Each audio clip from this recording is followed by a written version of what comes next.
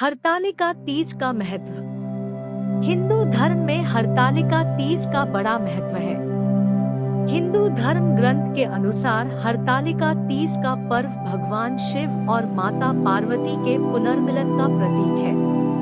तपस्या, सौंदर्य एवं प्रेम के रूप में हरतालिका तीज का एक विशेष महत्व है।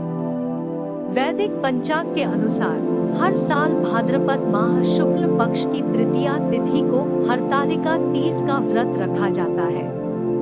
हरतालिका तीज व्रत को सभी व्रतों में सबसे कठिन व्रत माना गया है। इस दौरान पूजा पाठ से भक्तों को शुभ फलों की प्राप्ति होगी। धार्मिक मान्यता है कि मां पार्वती भगवान शिव को पाने के लिए कठोर तपस्या करती थी। भाद्रपद माह के शुक्ल पक्ष के दिन मां गौरी ने मिट्टी से शिवलिंग बनाकर भोलेनाथ की पूजा और कठोर तप किया। इससे शिवजी ने प्रसन्न होकर उन्हें मां पार्वती को पत्नी के रूप में स्वीकार किया। हरतालिका तीज व्रत रखने से ही मां पार्वती को भगवान शिव वर के रूप में मिले थे। सुहागन महिलाएं पति की लंबी आयु और अच्छे स्वास्थ्य और सुखी वैवाहिक जीवन के लिए हरतालिका तीज का निर्जला व्रत रखती है। हरतालिका तीज का व्रत सुहागन महिलाएं और कुंवारी कन्याएं भी करती हैं। इस व्रत में हरतालिका तीज के सूर्योदय से अगले दिन सूर्योदय तक निर्जला रहा जाता है, क्योंकि अगले दिन सूर्योदय पूर्व तक तृतीया तिथि होती है।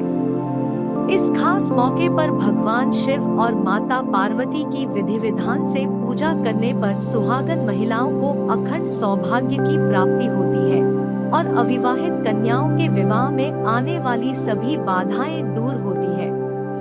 हरतालिका ये नाम कैसा पड़ा? पौराणिक मान्यताओं के अनुसार देवी पार्वती ने मन ही मन भगवान शिव को अपना पति मान लिया था और वह हमेशा भगवान शिव की तपस्या में लीन रहती थी। यह देखकर पार्वती की सहेलियां उनका हरण करके उन्हें गहरे जंगलों में ले गईं। हर का अर्थ है हरण करना और तालिका अर्थात सखी। इसलिए इस व्रत को हरितालिका तीज कहा जाता है। हरतालिका तीज की पूजा विधि। हरतालिका तीज पर सुहागन महिलाएं सुबह जल्दी उठकर स्नान करें और नए वस्त्र पहनें। सभी देवी देवताओं को धूप दीप दिखाएं और दीपक जलाकर मन में व्रत का संकल्प लें। इसके बाद साफ मिट्टी में गंगा जल मिलाकर भगवान शिव, माता पार्वती और भगवान श्री गणेश जी की प्रतिमा बनानी चाहिए। इसके बाद भगवान शिव को धोती और अंगोछा चढ़ाना चाहिए। इसके बाद मां पार्वती, भगवान शिव और गणेश जी की विधि विधान से पूजा करें। सभी महिलाओं को एक थाली में अपने सुहाग की सामग्रियों को एकत्रित करके माता पार्वती को अर्पण करना चाहिए। यह सुहाग सामग्री बड़ों के चरण स्पर्श करने के बाद किसी गरीब को दान देना चाहिए। हरतालिका तीज व्रत कथा का पाठ करें और सभी देवी देवताओं की आरती उतारें। मां पार्वती को श्रृंगार का सामान अर्पित करें और अखंड सौभाग्य की कामना करें। इस प्रक्रिया के बाद सभी आराध्य देवी देवताओं की पूजा करके उनका आशीर्वाद प्राप्त करें। हरतालिका तीज व्रत में क्या करें? इस दिन प्रातः काल उठकर स्नान करना चाहिए। इसके बाद साफ सुथरे वस्त्र धारण करने चाहिए तथा मन में व्रत का संकल्प लेना चाहिए।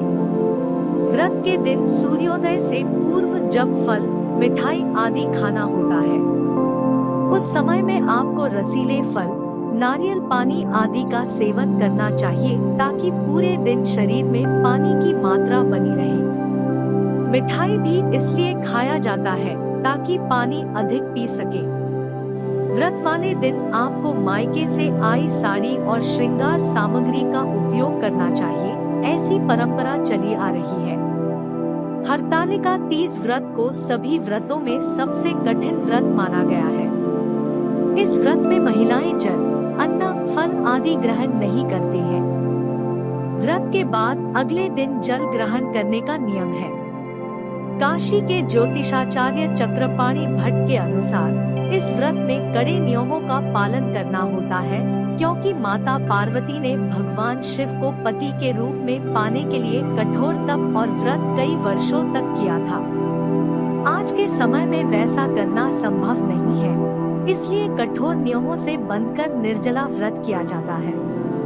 हरतालिका तीज व्रत करने पर इसे छोड़ना नहीं चाहिए और प्रत्येक वर्ष इस व्रत को विधि विधान से करना चाहिए।